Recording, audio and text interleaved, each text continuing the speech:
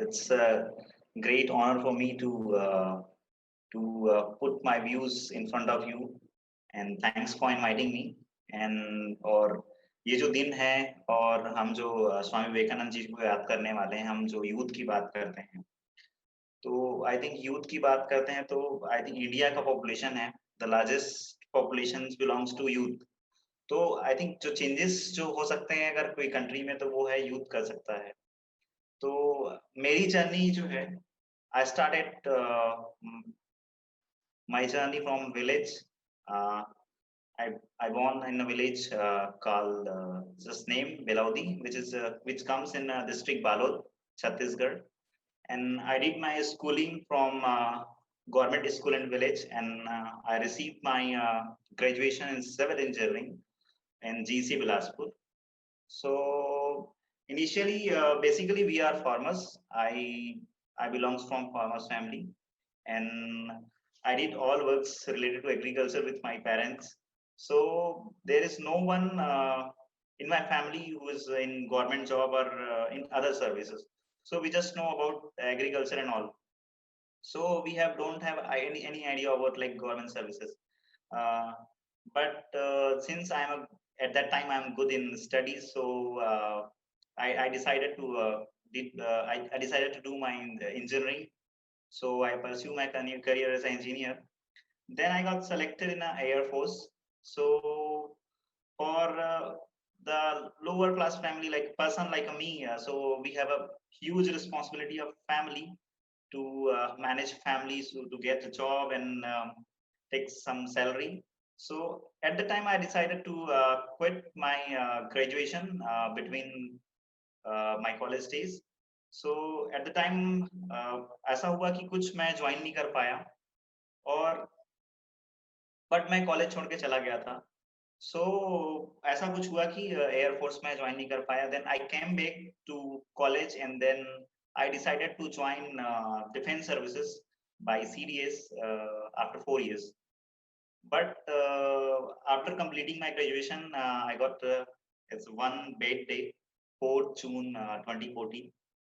So that was a unfortunate and bad day. I think unfortunate or fortunate, I don't know, but somehow uh, that day was life changing day, and somehow maybe I can say fortunate too, because I have faced many experiences after that.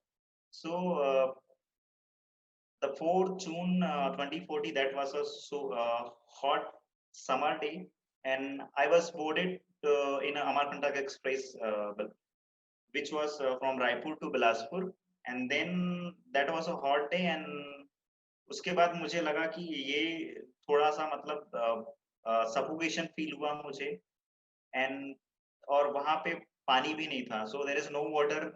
और जो hawkers जो आ रहे थे वो पूरा पानी खत्म हो गया। So I come down to I come down in platform and I bring some water from hawkers. उसके बाद जब मैं चलना स्टार्ट किया तो I think someone who eat oily food and put their hands on handle। तो जब train धीरे से चलना स्टार्ट हुआ, देन मैं जब हाथ रखा हैंडल पे, सो मेरा हाथ फिसल गया, and my legs were badly damaged at that time. Fortunately, I think I got ambulance, and with the help of RPF staff, uh, I get admitted in hospital. That was a bad day, I think. So in between the जब ambulance से हम जा रहे थे तो रास्ते में ambulance का भी एक्सीडेंट हो गया था। सुबह जब मैं जर्नी स्टार्ट कर रहा था, in the morning that accident happen. तो उस दिन मेरा बैग जो था, बैग चोरी हो गया या गुम गया था, so I lost my bag. तो इस तरीके की चीजें उस दिन हो रही थी, और finally I got admitted in hospital, और the next day the first leg amputated, and at the time I know that ये मेरा एक लेग है एम्प्यूट हो जाएगा, दूसरा लेग बच जाएगा। बट आफ्टर 22 days ये हुआ कि ड्यू टू नेग्लिजेंस दूसरा लेग भी एम्प्यूट करना पड़ा। तो उस टाइम आई थिंक काफ़ी सारे थॉट्स आते थे और मल्टीपल थॉट्स दिमाग में चल रहे हैं। बिकॉज़ आपके पास बहुत सारे ड्रीम्स हैं और आप ऐसी फैमिली से बिलॉन्ग करते हैं जो आप अपनी फैमिली को सपोर्ट कर सकते हैं क्योंकि आपकी फैमिली की एक्सपेक्टेशन है। सो बट उस टाइम भी मैंने डिसाइड किया कि लाइक अपॉर्च्युनिटीज़ क्या है, क्या हम कर सकते हैं। तो और जॉब अपॉर्च्युनिटीज़ क्या होगी, कैसे आगे बढ़ा जा सकता है। तो हमने उसके बारे में सोचा और that was the main reason that कि मैं ज़िंदा रहा उस टाइम में। And at that time, the more than 95% people ask about the accident, what was happened, बेचारा क्या हो गया, they shown lot of sympathy. तो उससे बहुत नेगेटिविटी आती थी, बहुत नेगेटिव वाइब्स भी आते थे कि क्योंकि और बहुत सारी चीजें होती हैं जब आप एक बुरा चीज हुआ है तो आप आई थिंक आप उस चीज को भूलना चाहते हैं. You want to forget everything. But जब if someone asks question like that, तो आपके वो दिमाग में चलने लगता है फिर से और आप आगे बढ़ने के बारे में सोच रहे हो तो आप सोच भी नहीं पाते। तो ऐसी सारी चीज़ें होती थी बट मैंने डिसाइड किया I give many exams with my injured legs और that was the first time I thought about accessibility issues because I have faced because जब मुझे एग्ज़ाम सेंटर जाने होते तो कोई ऐसा एग्ज़ाम सेंटर्स नहीं था जो एक्सेसिबल था, व्हीलचेयर से मैं एग्ज़ाम दिलाने जाता था। सो कई बार हेल्प के थ्रू मैं एग्ज़ाम सेंटर्स में जाता था। तो तब मुझे इसके बारे में रियलाइज़ेशन हुआ तो आई थिंक अभी मैं अगर if I am working for inclusion, accessibility and disability rights so that was the main reason I think the experience I faced at that time. So that was the main reason. तो somehow बहुत सारे exams दिए and उस time मुझे क्योंकि मैं 1.5 hours से ज़्यादा बैठ नहीं सकता था कोई भी एग्ज़ाम में। So I have to complete my exam in 1.5 hours. उसके बाद मुझे पेन किलर खा के ही मैं एग्ज़ाम में बैठता था बट उसके बाद मैं बैठ भी नहीं पाता था। So I make my limit like I have to complete my exam in 1.5 years और उसके बाद बहुत सारे एग्ज़ाम्स दिए, बहुत सारे के रिजल्ट्स आए and I am now serving in Chhattisgarh housing board as a state officer. So ये सारा चीज़ तो हो गया। देन आई डिसाइडेड कि मुझे रन करना है। I want to run like before I want to become like was I was in 2014 because I like to play cricket, I like to run, I like to trip, I like to travel, I like trekking and all. So I like basically freedom. मुझे freedom चाहिए था जो पहले थी. So मैं running से start करना चाहता था. मैंने बहुत सर्च किया कि रनिंग लेग्स मुझे मिल जाए तो but that was to costly. तो मुझे वो तो नहीं मिला but somehow I get opportunity to give my trial in wheelchair basketball. तो उसके बाद से मैं व्हीलचेयर बास्केटबॉल से एसोसिएटेड हूँ और छत्तीसगढ़ टीम को मैं मैनेज कर रहा हूँ। सो छत्तीसगढ़ टीम अभी 3 नेशनल खेल चुकी है, जिसमें से एक इंटरनेशनल प्लेयर भी है, तो मैं उस टीम को मैनेज कर रहा हूँ। So this is my journey to wheelchair basketball और since I told you that like I love my freedom and I just want to become as what I was before. तो मैंने trekking करना start किया, छोटे-छोटे track से start किया।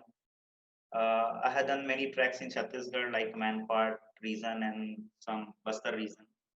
तो उसके बाद जब आप चीज़ करते हैं ना ट्रैकिंग करते हैं तो बहुत आई थिंक आपको बहुत अच्छा लगता है। You feel good in trekking क्योंकि आप नेचर के बहुत करीब होते हैं। देन आई थॉट कि मुझे कहीं से ट्रेनिंग ले लेनी चाहिए, स्किल्ड हो जाना चाहिए बिकॉज़ माउंटेनियरिंग स्किल्स बहुत ज़रूरी है। So I have applied in many institution like SBIM and several other institution too. For mountaineering, basic mountaineering course and rock climbing course.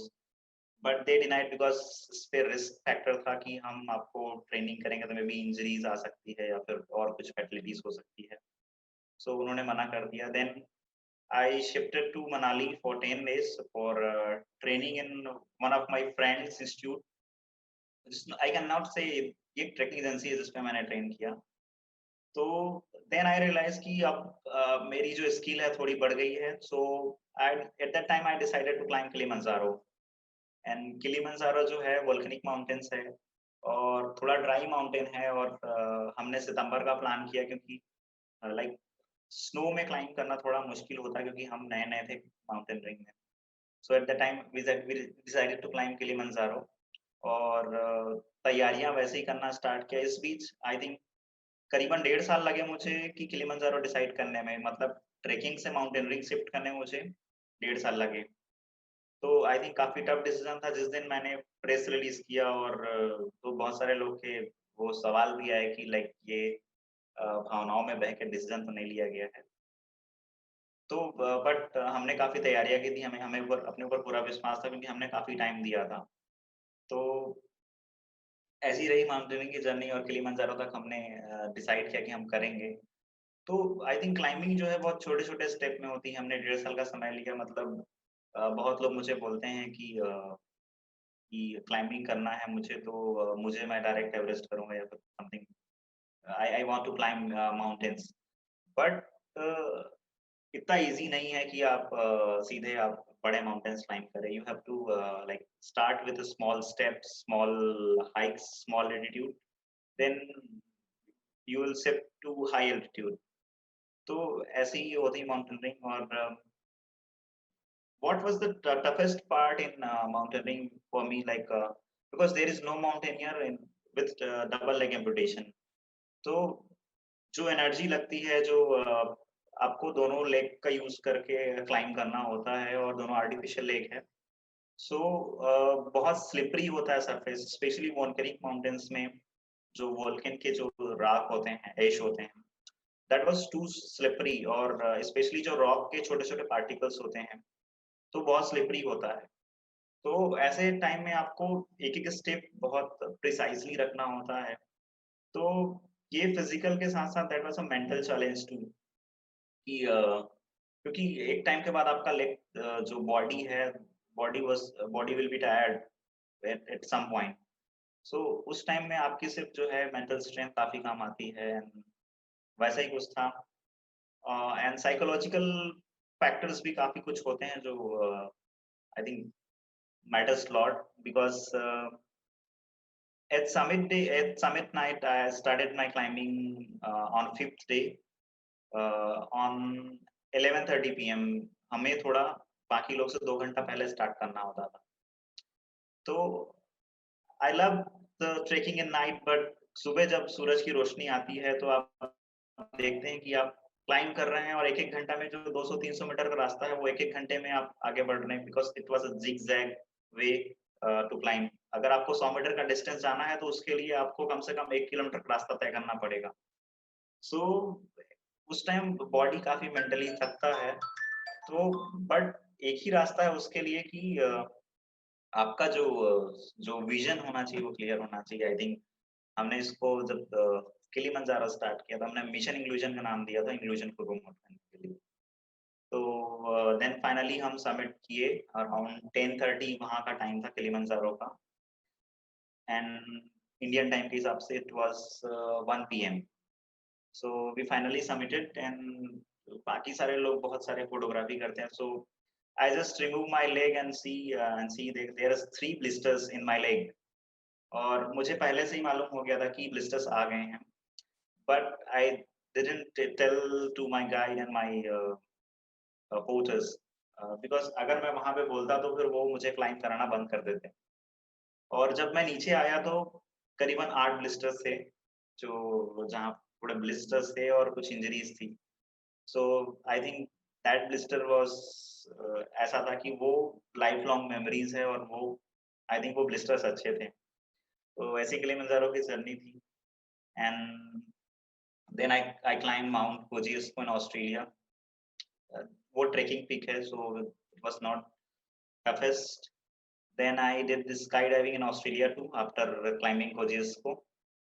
I think that was also one of the toughest tasks, because उन लोगों ने कभी amputee double cast, specially double amputees को कभी sky dive नहीं करा है। So we decided lot, we did meeting up in 1 hour, like हम डिसाइड किए कि हमें लेग रिमूव करके जाना है कि लेग पहन के जाना है, और लैंडिंग कैसी होगी, डाइविंग कैसी होगी। So we plan many things, और हमने स्काई डाइव किया, और we did successfully in Sydney.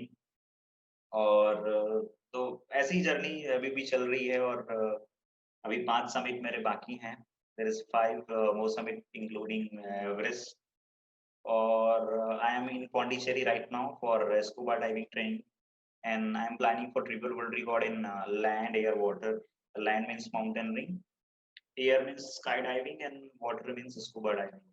So there is a team of CLAW, which is named Conquer Land, Air, Water. This is the team of Special Forces, Para Special Forces, and our Marcos Commando. This is team of our Indian soldiers, veteran soldiers. So ये team अभी जो है world record बनाने जा रही है, जिसकी मैं अभी प्रैक्टिस के लिए आया हूँ, ट्रेनिंग के लिए आया हूँ. तो ऐसी मेरी जर्नी रही है, एंड आई थिंक लाइफ भी ऐसे ही है. मैं काफी माउंटेन से रिलेट कर पाता हूँ, और अपने आप को देखता हूँ कि हमारे लाइफ भी माउंटेन्स की टाइप की है, कि लाइक उतार चढ़ाव आई थिंक एक हिस्सा है जिंदगी का, और we have to live with, हमें उससे जीना आना चाहिए. सो इतनी सिंपल सी जर्नी रही है, और अभी भी चल रही है, और उम्मीद है बहुत लंबा तक चलेगा. आप लोगों को बहुत सारे एडवेंचर और फ्यूचर दिखने वाला है. तो मैं उम्मीद करता हूँ कि बाकी सारे क्वेश्चंस आंसर आए होंगे, तो उसमें मैं बाकी सारा चीज बताना आई थिंक बेहतर समझूंगा मैं. Thank you.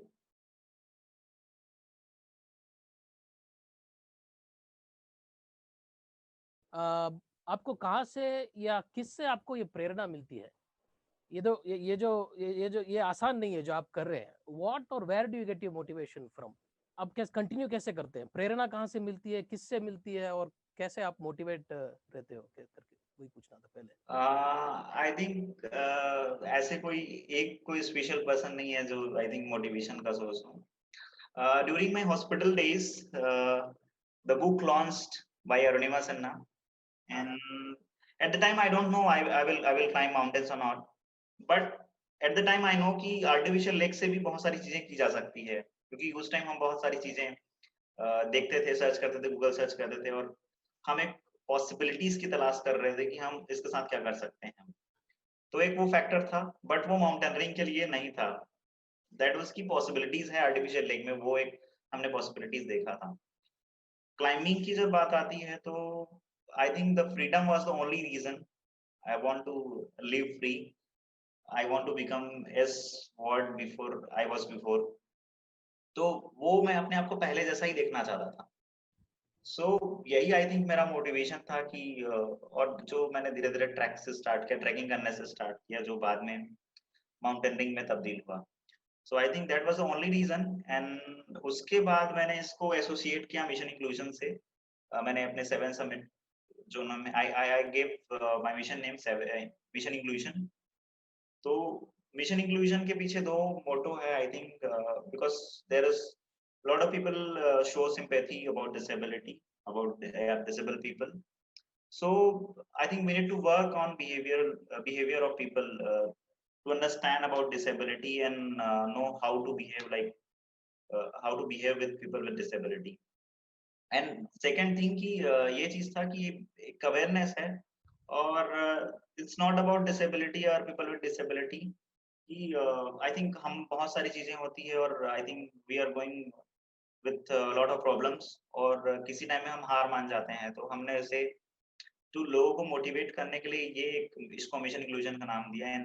आप जब किसी मिशन में लग जाते हैं, तो आई थिंक आपकी पूरा करना एक दायित्व बनता है. You have responsibility to complete that mission, and because वो चीज जो है आपको काफी लोग को मोटिवेट करेगी. तो वो चीज था जो क्लाइंबिंग करने के लिए मोटिवेट करता है.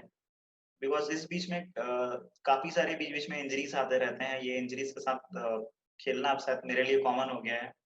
इनिशियली 5 इयर्स में बहुत ज्यादा दिक्कत हुआ, बट अभी 2 साल से जब से मैं क्लाइंबिंग कर रहा हूँ, तो प्रॉब्लम्स आ रहे हैं. Specially my artificial legs are very basic. This food is very basic food that is not made for adventure activity, but I am doing adventure activity with basic food. This food is not allowing me to do adventure, but ये है कि अभी अच्छे legs की जरूरत है, क्योंकि climbing करते हैं तो फिर आपको थोड़ा एनर्जी कम लगे. माउंटेन्स में छोटी छोटी चीजें बहुत मैटर करती है, क्योंकि there was a thin air in mountains. तो अभी इस पे काम कर रहे हैं हम लोग. तो I think the freedom was my motivation. And another thing is like the motto and the logo given by the claw is also freedom. So I think freedom is most important factor for everyone. मैं पढ़ रहा था आपके बारे में. आप एक basketball player हो, माउंटेनियरिंग करते हो, blade runner, you are a sky diver, speaker. Chitrasen क्या नहीं है और क्या करना चाहता है? What else do you think you want to do? Because there is so much that you do. Is there something that you still want to do? Still, I think basic because all these things are my personal achievement, and I think I love like कि मुझे जब मैं अगर मैं एक community को reach करता हूँ तो मुझे बहुत अच्छा लगता है। तो एक जो ड्राइविंग लाइसेंस वाला इशू आई थिंक शायद अभी या मैंने बोल नहीं पाया, तो एक वो इशू था जिसपे हमने काम किया था, and there are several other policies too जिसमें काम करने की जरूरत है, जो कि डिसेबल फ्रेंडली उसको किया जाए। और तो मैं इस पे अभी काफ़ी कुछ पॉलिसीज़ हैं स्टेट में जिसमें काम करने वाले हैं। अभी यूनिवर्सल गाइडलाइन के लिए भी काम कर रहे हैं। And we are planning to community, a diverse and inclusive community to climb Mount Kilimanjaro again. But this time there is different people with different disability, transgender and people with different age and people in defense services. तो ऐसा हम एक plan कर रहे हैं। और even जो claw की चीज़ है, क्लॉ जो है पीपल विद डिसेबिलिटीज़ के साथ जो है वर्ल्ड रिकॉर्ड बनाने जा रही है। तो बेसिकली मैं अब सारा चीज़ जो है कम्युनिटी के लिए करना चाहता हूँ, तो कम्युनिटी को लेके जो एडवेंचर है हम कैसे उनको एक्सेस एडवेंचर हम दे सकें या अडॉप्ट एडवेंचर का प्लान कर सकें। क्योंकि सबका इन्वॉल्वमेंट इसमें ज़रूरी है, सब लोग बाहर आएँ, सिर्फ मैं आऊँ तो फिर शायद मतलब का नहीं है, तो इसका इम्पैक्ट सब तक जाना चाहिए। How do you get sponsors to support different missions? आपको कुछ उसमें तकलीफ हुआ है? लेकिन क्वेश्चन है, सवाल है कि आप how do you get sponsors to support different missions? आप जो प्लान करते हो, वो माउंटेनियरिंग या कुछ भी आप जो करते हो, उसके लिए आपको स्पॉन्सरशिप कैसे मिलती है? उसमें आपको कुछ क्या कौन सा तकलीफ होता है या कैसे होता है? स्पॉन्सर्स आई थिंक बेसिकली सबसे ज़्यादा ज़रूरी होता है कि आपकी प्रोफाइल वैसी होनी चाहिए। Initially I started with my own expenses, then I got at the time of Kilimanjaro I got sponsors, and then again because I am in job there is a leave problem, तो मुझे ज़्यादा time नहीं मिलता कि मैं लोगों से बात करूँ। सो को जिसको मैंने खुद से किया, और अभी जो छोटे-छोटे एडवेंचर होते हैं मैं खुद से करता हूँ।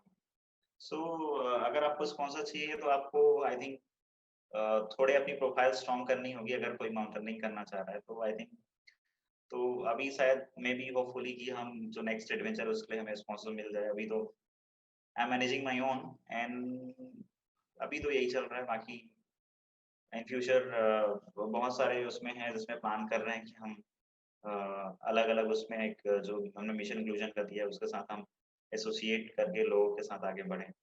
तो अभी यही है। तो उसके लिए अगर अगर कोई प्लान कर रहा है तो उसके लिए बेसिकली प्रोफाइल अच्छा होना चाहिए आई थिंक, और आपके पास वो स्किल होनी चाहिए, और लोगों को लगना चाहिए कि हाँ, ये कर सकता है, तो वो काफ़ी बड़ा फैक्टर होता है इसके लिए स्पॉन्सरशिप के लिए। आपने अभी संघर्ष जो आपने किए है जीवन में आज तक, उसमें सबसे बड़ी चुनौती आपको क्या लगी है आज तक? आई थिंक कई बार ना मुझे ऐसा लगता है कि आई थिंक सफल होने के बाद तो सारा चीज़ तो ऐसे संघर्ष लगता भी नहीं है। पर मुझे जो लगता है कि आई थिंक जब हम when I am in village and तो उस टाइम लगता था कि जब पैसे की किल्लत होती है और आप देखते हैं आप फैमिली को, और आप ज़्यादा कुछ कर नहीं पा रहे हैं, और लाइफ इज़ गोइंग स्मूथ और ऐसे सडनली चीज़ें हो जाती हैं, तो आप अपने पेरेंट्स को ऐसा देख नहीं सकते। तो I am sharing one incident which happened in hospital. तो उस टाइम मेरी जो मदर थी मैंने उनको शेयर नहीं किया था कि हमारी फैमिली ने किसी ने शेयर नहीं किया था कि इस टाइप की चीज़ें हो गई हैं। So she was thinking like that कि ये छोटा-सा इंसिडेंट है और सब चीज़ ठीक है। She came and meet me twice, but उन्हें बिल्कुल भी पता नहीं था कि ऐसा कुछ हुआ है। बट सडनली जब थर्ड टाइम वो विज़िट की, तब भी उनको पता नहीं चला, बट उन्हें थोड़ा डाउट हुआ, और वो हॉस्पिटल मेरे रूम में कुछ भूल गई थी। फिर जब वो वापस आई रूम में, हॉस्पिटल में, तब मुझे ड्रेसिंग के लिए ले जा रहा है, तो I was shifted to bed to wheelchair, हुँ।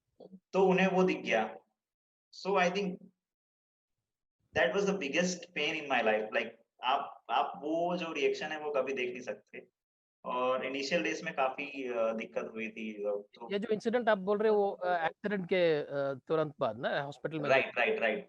तो आई थिंक आप अपने आप को कंट्रोल कर सकते हैं क्योंकि आप एक सपने देखने वाले हो, आप हमेशा पॉजिटिव रहते हो। पर आई थिंक आप अपने पेरेंट्स को कभी देख दो, आई थिंक सब टफेस्ट जॉब है वो ऐसा। आई think that was toughest thing in my life I have faced.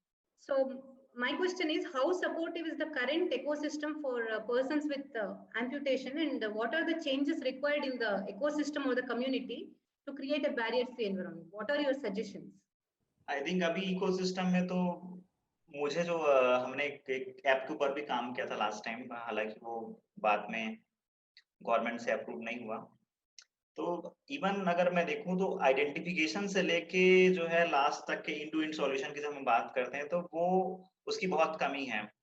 अभी डिसेबिलिटी जो है 7 से 21 हो गई है। Their type of disability increase from 7 to 21।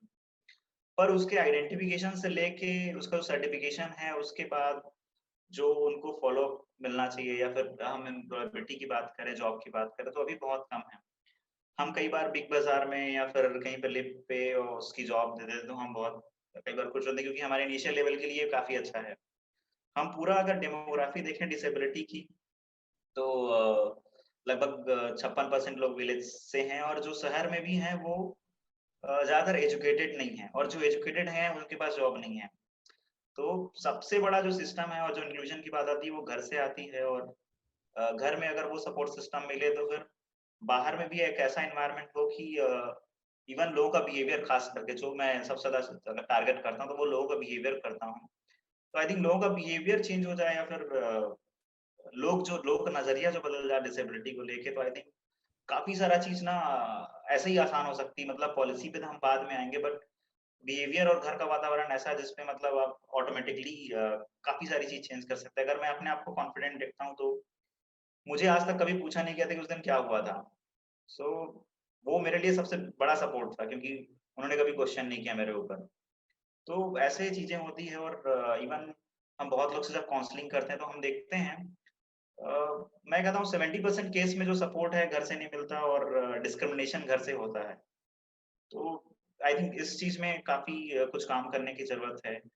अगर मैं एम्पुटेशन या फिर रिहैब के सेगमेंट में बात करूं तो आई थिंक जब ये हम डेमोग्राफी की बात कर रहे हैं तो इसके कारण फाइनेंशियल चैलेंजेस बहुत ज्यादा हैं, और जो असिस्टेड डिवाइसेस आते हैं वो भी थोड़े कॉस्टली हैं, जो क्योंकि इंडियन बहुत कम है, और जो मार्केट में जो गवर्नमेंट के जो प्रोडक्ट हैं वो काफी ज्यादा हेल्पफुल नहीं है जो मोबिलिटी इनहैंस करें। तो थेरेपी से लेके असिस्टेड डिवाइसेस तक सारे चीजों की कॉस्टिंग बहुत ज्यादा है। तो इस पे काम करने की जरूरत है। तो मैं अभी लिम्ब लॉस अवेयरनेस के ऊपर काफी काम कर रहा हूँ। तो लोगों को जो है पोस्ट एक्सीडेंट जो है नॉलेज नहीं होता कि उन्हें क्या करना है, पोस्ट ट्रॉमा बिल्कुल ही नहीं मालूम है, कैसे फिजियोथेरेपी करना है, कहाँ कौन सा लिम्ब है, कहाँ से मिलेगा। सो ओवरऑल इस चीज में काम करने की काफी जरूरत है। You mentioned that you were good in studies, and when you faced the challenge of losing legs, what made you to choose achieving and overcoming that particular issue and not focus on something which you could have possibly easily achieved? I think there is only factor like I told before, like I love my freedom and I just do what I love.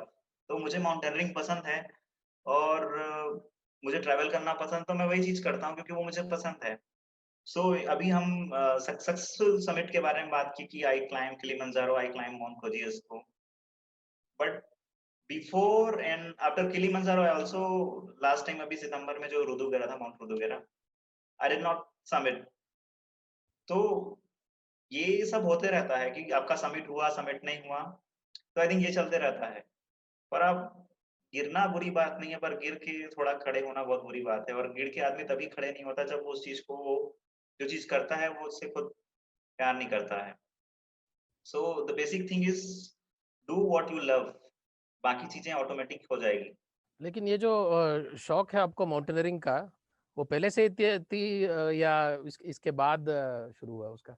नहीं था, मुझे, मैं track करता था, मुझे travel करना पसंद था, और बाद में जब मैं फिर से ट्रैकिंग करना स्टार्ट किया तो ट्रैक करते करते मैंने माउंटेनियरिंग शिफ्ट किया। उसके पहले तो एक्सीडेंट के पहले माउंटेनियरिंग का शौक नहीं था? नहीं, बिल्कुल नहीं। मुझे घूमना फिरना और जंगल में ट्रैक करना बहुत पसंद था। मैंने माउंटेनियरिंग कभी सोचा नहीं था, क्योंकि like as you are in you are belong to like lower middle class family, तो फिर आप सोच भी नहीं सकते उसके बारे में, क्योंकि माउंटेनियरिंग इज costly expenditures. ये नई पीढ़ी जो है उसके लिए आपको आपसे कोई संदेश है क्या, जो the youth of today, because even without this one, you know, the many of them complain about so many things, so उनके लिए आपसे अगर आपको ये कहें कि आप उनको कुछ संदेश दे तो आप क्या बोलेंगे उनसे? आई थिंक जो पहला संदेश तो है, जो अभी इसके पहले आंसर किया, वही है कि पहला चीज तो है कि आप वही चीज करो जो आपको पसंद है। दूसरा चीज, आप जब कर रहे हो तो आप अपने आप को दूसरे से कंपेयर मत करो। और आई थिंक उतार चढ़ाव, ups and down is part of life, like just like a mountain. हम माउंटेन से यही सीखते हैं कि, और अपने आप को वर्स्ट सिचुएशन के लिए ऐसे ही प्रिपेयर करो। आप जब गिरोगे कोई बात नहीं, पर ये सब होते रहेगा। तो ऐसे ही है, माउंटेन से लर्न करने वाली बात है और यही चीज को अडॉप्ट करना है। और तो ये सब चीजें पार्ट ऑफ लाइफ है, तो ऐसे ही आगे बढ़ना है। जो चीज है उसको पसंद करो, आगे बढ़ो, और अपने पैशन को फॉलो करो और पेशेंस रखो। और one of the biggest secret I will toll, like मैंने 12th क्लास से द सीक्रेट जो है होंडा ब्रांड का काफी फॉलो किया था, and I just implemented in my life, and this was the factor I just overcome with this biggest incident. तो the secret का काफी बड़ा रोल था। लॉ ऑफ अट्रैक्शन जो है मैंने अपने लाइफ में इम्प्लीमेंट किया है। तो आई थिंक हमें हमेशा जो है जो सॉल्यूशन की ओर जाना चाहिए, ना कि नकारात्मक चीजों की ओर। ये जो लॉ ऑफ तो यही अट्रैक्शन, मेरे ख्याल से की फैक्टर है। ये जो लॉ ऑफ अट्रैक्शन, उसके बारे में थोड़ा बोलेंगे आप? आखिरी सवाल है लेकिन लॉ ऑफ अट्रैक्शन के बारे में मैं जस्ट एग्जांपल दे देता हूँ आपको। हम जो चीज सोचते हैं वो चीज हमारे साथ होती है। और मैं आपको इसका एग्जांपल देता हूँ। मैं डिफेंस के लिए काफी पैशनेट था। डिफेंस ने मुझे काफी हेल्प किया है इसके लिए। जब मेरा बैग गुम गया था ट्रेन एक्सीडेंट के बाद भी, उसमें एसएसबी का मेरा इंडियन आर्मी का फॉर्म था। वो ट्रेन भोपाल तक जा रही थी, बट भोपाल से किसी चोर ने चुरा के जोधपुर पहुंचा दिया। वो जब उस चोर ने जब फेंकना स्टार्ट किया, तो किसी जो आर्मी का बंदा था, जो डिफेंस सर्विसेज के लिए प्रिपेयर कर रहा था, उसने देख लिया और उसमें एक नंबर डाला था मेरा। उन्होंने कॉल बैक किया, मेरा सामान आ गया। वहां तक सीमित नहीं है वो। उसके बाद जब मैं माउंटेनियरिंग कर रहा हूँ, तो मैंने डिफेंस से रिलेटेड लोग काफी सारे जुड़े हुए हैं। तो ये सारी चीजें हैं। और अभी फिर भी एक, अगर लाइफ में अगर कोई रिग्रेट है तो वो डिफेंस के लिए है। तो हमेशा डिफेंस के बारे में सोचते रहता हूँ। और अभी जो क्लॉ की चीज आई है, क्लॉ जो है पैराएसिड, जो हमारे फोर्सेस हैं, मार्कोस कमांडो की टीम है, तो उनके तरफ से कॉल आना मेरे लिए ये बड़ी बात है। क्योंकि हम जो चीज सोचते हैं वो हमारे साथ होती है। कई बार हम सोचते हैं कि हम लेट हो रहे हैं, लेट हो रहे हैं, लेट हो रहे हैं, और लेट हो जाते हैं। तो आप जो सोचते हैं वही चीजें होती है। तो आप अपने दिमाग में दिन भर आप ये रखेंगे कि वो ये काम कर रहा है, ये काम कर रहा है, मेरे से नहीं हो रहा है, तो आपसे होगा ही नहीं कभी। So that is difference. तो अपना जो थॉट है उसको हमेशा जो है सॉल्यूशन की तरफ, या आप जो चीज चाहते हैं उसके तरफ रखना चाहिए। तो यूनिवर्स भी आपको वैसे ही रिएक्ट करती है। So this is law of attraction. What is your next adventure, Chitrasen? Next adventure अभी स्कूबा का है, जिस पर मैं ट्रेनिंग कर रहा हूँ। आई थिंक कल से हम इसलिए ओपन आप सी में डाइव पॉन्डिचेरी करने वाले हैं। इसके बाद फिर से स्काई डाइविंग का है, स्काई डाइविंग और माउंटेनियरिंग का भी है। और नेक्स्ट जो 5 समिट बचे हैं वो पूरे करने हैं अभी, इंक्लूडिंग एवरेस्ट। और मुझे लगता है, अगर आई थिंक जो बातें हुई उसमें से अगर कोई थोड़ी सी भी इम्प्लीमेंट करते हैं और किसी की लाइफ चेंज हो जाती, तो आई थिंक ये मेरे लिए बहुत फक्र की बात होगी और मुझे बहुत अच्छा लगेगा। It's been a great pleasure, and it's fantastic really to listen to Chitrasen. Chitrasen ji, many congratulations on your wonderful achievements. It's hats off to you. It's really humbling to look at how many things that you have achieved in such a short span. You know what touched me out of all your sharings were a few things which I think hold out fantastic lessons for life for all of us. Now, one very moving moment for me was when Ramesh asked, what was your biggest challenge? A normal person or a common person would have probably listed out any number of self problems, like, you know, I lost my leg, I developed blisters when I was climbing up the mountain and such things. But what showed your true character probably was the fact that you said it was your mother's pain which hurt you the most. I think that heart that you show is really something that's fantastic, and that carries a lot of lessons for all of us. Not just about what we do, but actually how we build our own lives.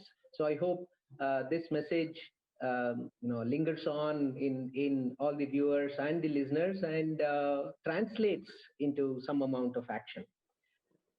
I've been an orthopedic surgeon, and I have inflicted that damage that you are suffering from on many individuals. Um, in fact, I remember the bilateral above knee amputations that I had to do on a couple of young individuals nearly 20-25 years ago in Chandigarh. There have been many such amputations that I have done because of various reasons. And the latest was just 2 days ago when I had to do a below knee amputation on an elderly diabetic lady. When we do amputations, we do it with a purpose. And the purpose is to put the patient back to work, put the patient back to action. It is not to disfigure, but actually to help them figure out their future. It's to save their lives and rebuild their lives. But unfortunately, many times, or in fact, most of the times, what happens is that this physical disablement or disfigurement gets intrinsically entangled with the emotional and psychological issues, which are predominantly determined and dictated by the body image that one builds up. This stems from what we see outside. Now, we see people with 2 legs, so we feel 2 legs are normal. We see people with 1 nose, so 1 nose is normal. That sort of a body image. And we also develop certain perceptions about how the leg should be and how the nose should be and how the hand should be and such things. Apart from that, the tragedy is that a lot of our activities are also driven by what others feel and what we see in others. We dress in a particular way because we think others would appreciate it that way. We become doctors or engineers because somebody else wants us to become doctors or engineers, or at least that's what we think. So somewhere along the line, as we grow up, we tend to give a lot more attention to what others seem to think than what we ourselves do, what we ourselves think. So along these lines, somewhere, we forget the most important thing, most important person for ourselves, which is us, which is me for me.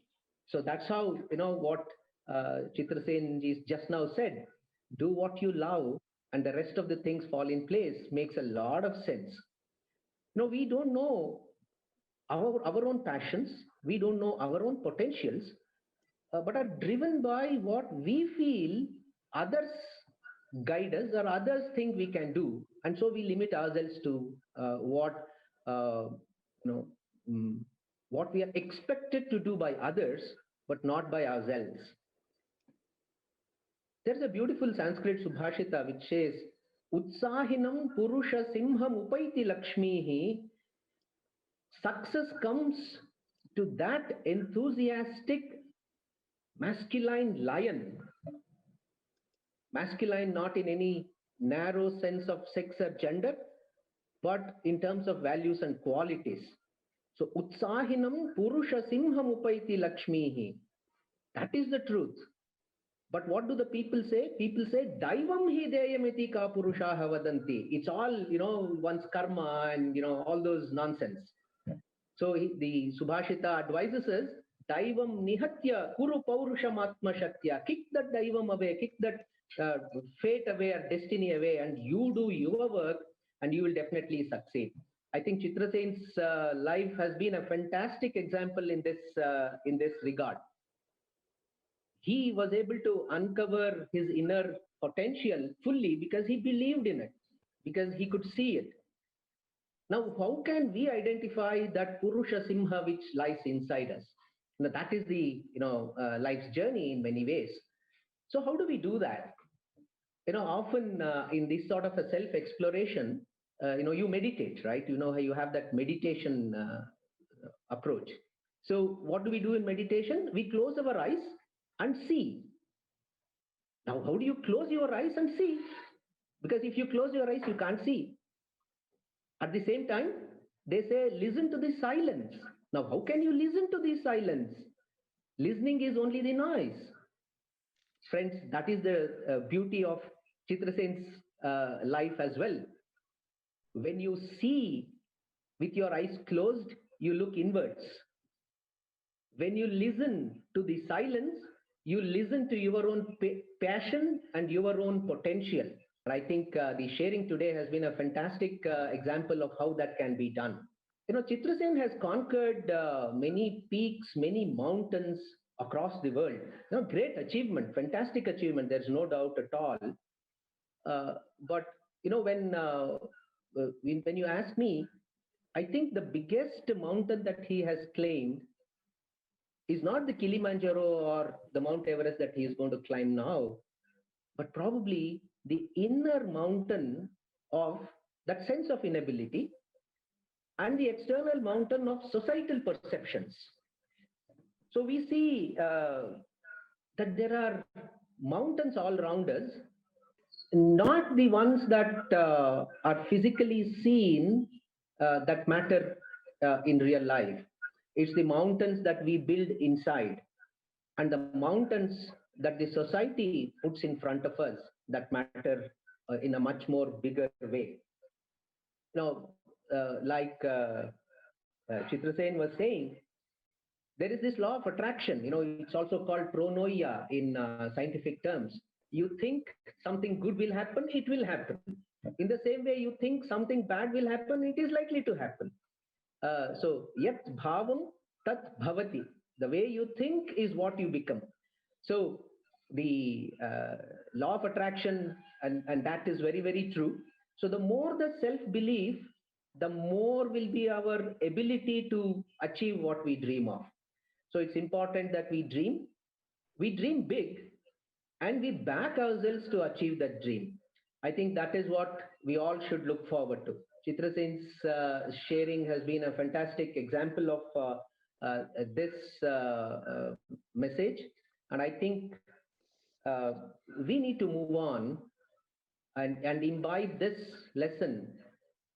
It's as much true for a double amputee as it is to a so-called normal person. The inner mountains have to be removed, inner mountains have to be scaled, and let's all resolve that we will all join hands to clear out the societal mountains that we have imposed on the people with so-called disabilities. Let us all strive together to create an environment where each one of us can follow our passions and live up to our true potentials.